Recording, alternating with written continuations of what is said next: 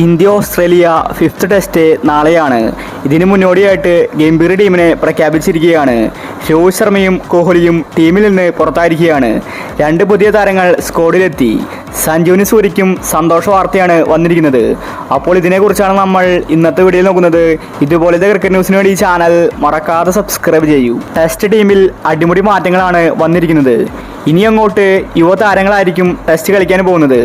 ഓസ്ട്രേലിയയുമായിട്ടുള്ള last ടെസ്റ്റാണ് നാളെ നടക്കുന്നത്. ഇതിന് മുന്നോടിയായിട്ട് ടീമിൽ മാറ്റങ്ങൾ വരുത്തിയിരിക്കുകയാണ് കോച്ച് ഗംഭീർ. രോഹിത് ശർമ്മയും കോഹ്ലിയെയും പുറത്താക്കിയിരിക്കുകയാണ്. ബുംറയാണ് നാളെ ഇന്ത്യയുടെ ക്യാപ്റ്റൻ. ഓപ്പണിങ്ങിലും മാറ്റമുണ്ട്.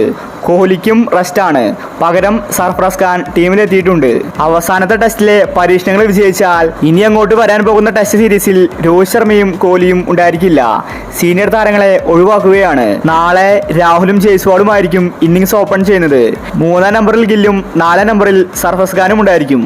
അതുപോലെ ഋഷഭ് പന്തിനെയും ഒഴിവാക്കുകയാണ്. ധ്രുവ് ജുറലായിരിക്കും നാളെ കീപ്പർ. ബൗളിങ്ങിലും മാറ്റമുണ്ട്. സിറാജിന് റെസ്റ്റാണ്. അതുപോലെ തന്നെ അശ്വിൻ്റെ പകരക്കാരനായി വന്ന തനുഷ് കോട്ടിയാൻ നാളത്തെ മാച്ചിൽ കളിച്ചേക്കും. താരം ഒരു ഓൾറൗണ്ടറാണ്. മൊത്തത്തിലൊരു അടിമുടി മാറ്റമാണ് 5-ാമത്തെ ടെസ്റ്റിൽ വരുത്തിയിരിക്കുന്നത്. കാരണം 4-ാമത്തെ ടെസ്റ്റിൽ തന്നെ ഇന്ത്യ നാണം കെട്ട് തോറ്റിട്ടുണ്ടായിരുന്നു. അവസാനത്തെ ടെസ്റ്റിലെങ്കിലും ജയിച്ച് മാനം കാക്കാനാണ് ഇന്ത്യൻ ടീം നാളെ ഇറങ്ങുന്നത്.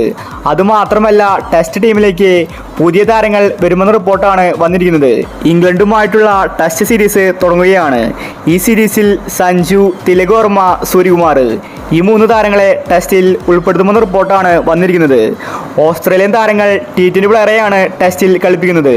ട്രേവിസ് ഹെഡ് എല്ലാം മികച്ച കളി കാഴ്ചവെക്കുന്നുണ്ട്. അതുകൊണ്ട് ഇന്ത്യയുടെ T20 പ്ലേയേഴ്സിനെ ടെസ്റ്റിൽ ഇറക്കാനാണ് BCCI പദ്ധതി വയ്ക്കുന്നത്. അങ്ങനെയാണെങ്കിൽ അത് സഞ്ജുവിന് ലോട്ടറി തന്നെയാണ്. ഇനി അങ്ങോട്ട് സഞ്ജുവിൻ്റെ കാലമാണ് വരാനിരിക്കുന്നത്. അപ്പോൾ ഇതുപോലത്തെ ക്രിക്കറ്റ് ന്യൂസിന് വേണ്ടി ഈ ചാനൽ മറക്കാതെ സബ്സ്ക്രൈബ് ചെയ്യൂ.